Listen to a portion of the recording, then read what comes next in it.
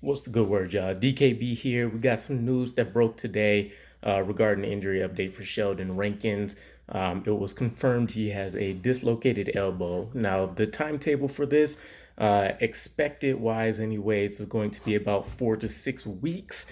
So there's no way around it. We will be missing Sheldon Rankins for essentially a month. The good news is that at least we're coming up on our bye week, so we have an additional week in advance. And so, in the best case scenario, we're looking at maybe only missing him for 3 games.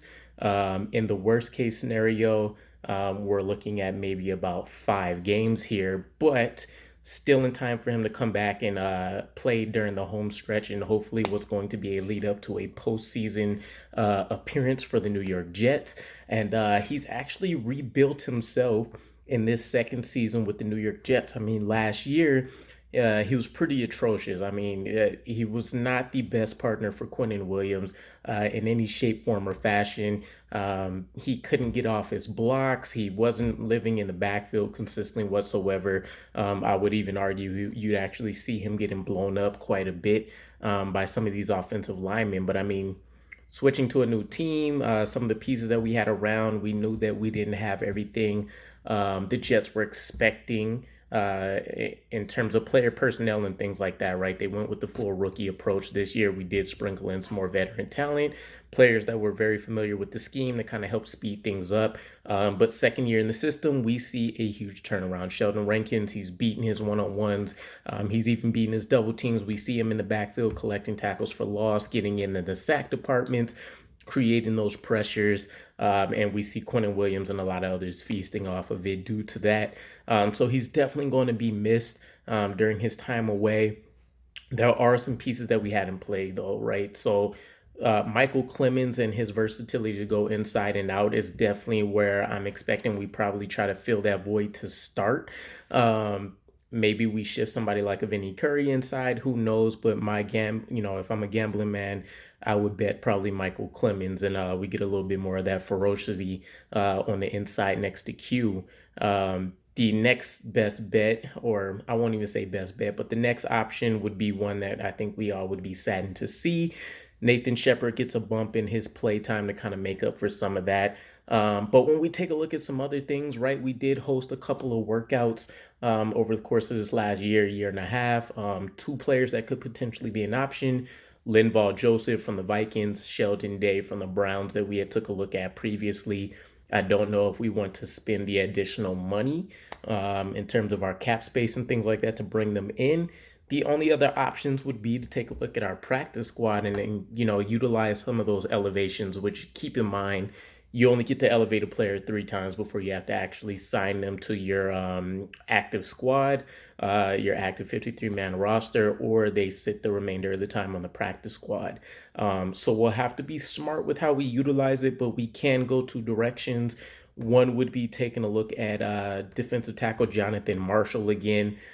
We've seen him have a couple performances during the preseason that maybe let us know that he was kind of turning this corner and that he was finally kind of getting the feel for this playbook, how the techniques Robert Saleh and his defensive line likes to utilize, and different things like that. But it definitely felt like he needed more seasoning. A player that was turning a corner, though, and which would be, pun intended, a smart move would probably be Tanzel Smart. When we take back a look at him, he's been with us for about 3 years now. He came in 2020, played a couple of games, nothing notable, 26 snaps, 3 tackles. He then spends the entirety of 2021 on the practice squad, but during the preseason, we kind of see some good things on tape. We felt like he was a player that actually could have made the defensive line rotation. The coaching staff felt otherwise, but he played in 3 games, 6 tackles. He got a tackle for loss.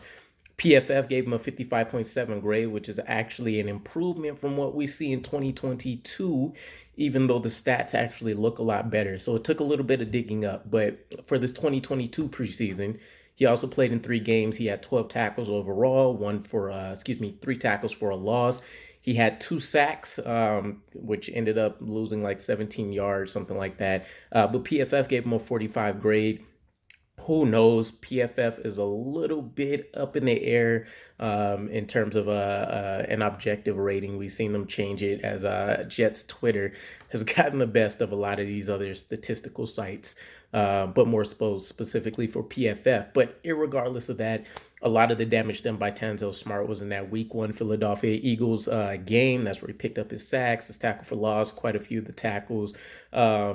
But he was able to consistently generate pressure throughout the preseason. I think Week 1 he had about 5 pressures. Week 2 I think was a little bit of a step back. He might have only had 1, and then I think Week 3 is when he ramped back up and he had 3 pressures once again. So we're seeing a guy that, and keep in mind, he's a bit of a smaller defensive tackle, which isn't necessarily a huge issue as we've heard from the coaching staff before. But he's not necessarily explosive in any particular manner based off combine results and things like that. It's just a matter that he knows how to leverage his skill set, and he just tends to win. At least if you want to, believe the 2022 preseason hype and then what he was able to show in 2021. So it may be time to go ahead and bring his talents up, and we'll kind of see what we have in him. Maybe he finds a way to crack this deep rotation heading into next year. But let me know what your guys' bets are. Would you like to see us bring in one of the free agents we took a look at, Linval Joseph kind of being the prime candidate, or would you rather go ahead and take a look at Tanzel Smart or maybe Jonathan Marshall and see what some of these young guys on our roster still have to produce to us? Other than that, I will catch you guys again. Peace.